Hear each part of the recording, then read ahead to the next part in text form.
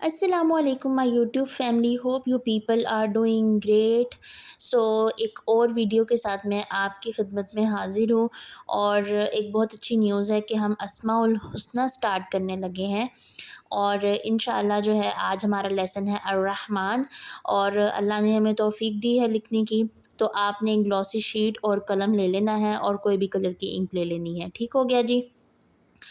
Material سے related اگر آپ بگنر ہیں، آپ کو آئیڈیا نہیں ہے، تو اس کی ویڈیو میں نے بنائی ہوئی ہے، آپ وہ دیکھ سکتے ہیں. سو یہ ہم نے الرحمن کا الف لکھا خط ثلث میں. ٹھیک ہے. سو بیسیکلی اسماء الحسنی جو کورس ہے نا، وہ خط ثلث میں ہی سارا میں آپ کو سکھاؤں گی کہ قلم کے ساتھ آپ نے کیسے لکھنا ہے. ٹھیک ہو گیا جی؟ تو یہ الف ہم نے ڈال لیا ہے الرحمن کا. یہ میں آپ کو زوم کر کے دکھا دیتی ہوں تاکہ آپ کو اچھے طریقے سے آئیڈیا ہو جائے کہ قلم کا اینگل کیا ہے اور کس طرح جو ہے وہ میں نے اس کو لکھا ہے. ٹھیک ہے. کوئی کمی پیشی ہو، کچھ بھی ہو، تو آپ اس کو بعد میں جو ہے وہ سیٹ کر سکتے ہیں. اس میں کوئی مسئلہ نہیں ہے، پروفیشنل سے بھی غلطی ہو جاتی ہے لکھتے ہوئے. سو آپ نے پریشان نہیں ہونا. ٹھیک ہے. تو یہ الرحمن اس طرح آپ نے قلم کو لے کے جانا ہے.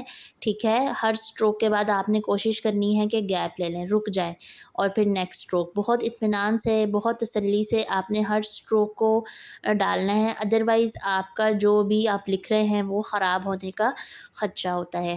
عربک کیلیگرافی کا یہی ہے کہ یہ آپ کو صبر اور تحمل سکھا دیتی ہے. بیسیکلی میں یہی کہتی ہوں، کیونکہ اس میں آپ کو بہت اطمینان اور بہت صبر کی ضرورت ہوتی ہے. آپ کو ہر سٹروک بہت اطمینان اور دھیان سے ڈالنا ہوتا ہے. سو ایز اے بگنر آپ نے کوشش کرنی ہے کہ آرام سے لکھیں، آرام سے جو ہے ہر سٹروک کو ڈالنے کی کوشش کریں، اور ایک سٹروک کے بعد جو ہے وہ اپنے قلم کو روک لیں، گیپ لے لیں، اور دوبارہ انک لگا کے اور اس کو جو ہے اطمینان سے لکھیں. ٹھیک ہو گیا جی؟ اور لکھنے سے پہلے آپ نے اپنے قلم کو ہمیشہ جو ہے وہ فریش کر لینا ہے. اب یہ ہا اور میم کو اس طرح میں ملا رہی تھی. ٹھیک ہے. یہ میں نے اکٹھا ڈال دیا کیونکہ مجھے پریکٹس ہے، تو لیکن آپ لوگ کوشش کیجیے گا کہ آپ لوگ بیچ میں رک جائیں. ٹھیک ہے جی؟ اور اس طرح جو ہے ہمارا الرحمن جو ہے وہ آلموسٹ کمپلیٹ ہوا جاتا ہے.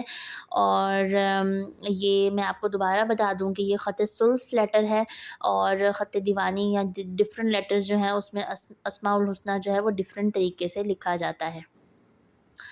اور اس طرح جو ہے وہ آپ نے اس کو سیٹ کر لینا ہے قلم سے، اور نون کا نقطہ ڈالیں گے ہم، اور اس طرح الرحمن جو ہے ہمارا کمپلیٹ ہو جائے گا. تشکیلات کے لیے جو ہے چھوٹا قلم آپ نے چھوٹے کا قلم لینا ہے. جس قلم سے آپ نے لکھا ہے اس قلم سے نہیں، اس سے چھوٹے قلم سے آپ نے جو ہے وہ تشکیلات ایڈ کرنی ہے. اس سے یہ ہے تشکیلات اس کی خوبصورتی میں اضافہ کریں گی.